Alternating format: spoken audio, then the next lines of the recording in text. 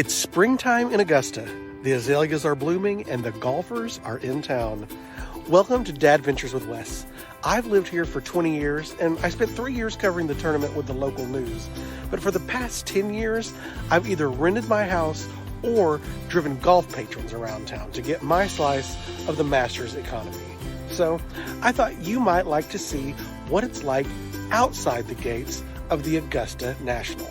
And if you like this video, I hope you'll hit that thumbs up button and maybe even subscribe to my growing little channel. A day for a hired driver starts well before dawn, usually taking the first group of golf fans to the course between 6 and 7. Now, the lucky ones get to start the day at a hospitality house, where they'll get breakfast and catch a shuttle to the gates.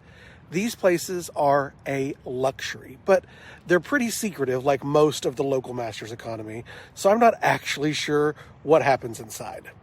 Now, other patrons take advantage of the free parking, which stretches down Washington Road, our infamous stretch of restaurants and strip malls just outside the hallowed grounds.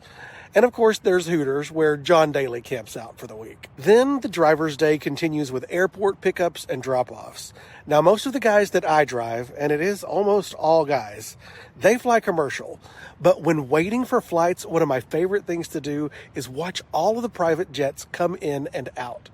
The airport closes one of the runways for the week just to park all of the planes that will come to town. And locals love to come on Sunday afternoon and watch them all take off after the tourney. It's typically a sleepy little airport with about 4 operational gates and a dozen flights a day.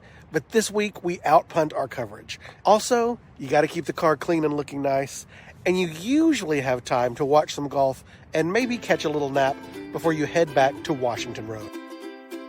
Of course, you never know what you'll find when you get there, except for lots of traffic. I love that Arby's is right across the streets from the main gates to the course. Now, they may sell a few beef and cheddars this week, but they make bank leasing their parking spots to local driving companies. Same for the jeweler on the corner right across from the course, where shuttles run all day long. And then who knows how much this church makes every year renting out their parking lot. It's on Azalea Drive, which is just a block down from Magnolia Lane, and they call it the Masters Plaza. Get it? They moved the comma. So now it's about the big guy upstairs and not about the big guys across the street. And the rest of the day is what driving is mostly about. Sitting and waiting. The SUVs and vans line the neighborhoods near the National until the patrons are ready to head back to their rented house.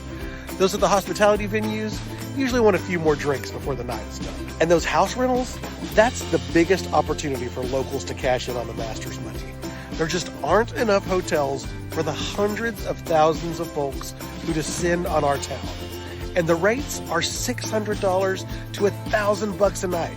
So houses just give you a better deal with more space. Personally, we've used the financial influx to help pay unexpected bills or go on vacation for the week. Augusta is the center of the sports world for 1 week a year, and a different world entirely from our typical mid-sized city existence.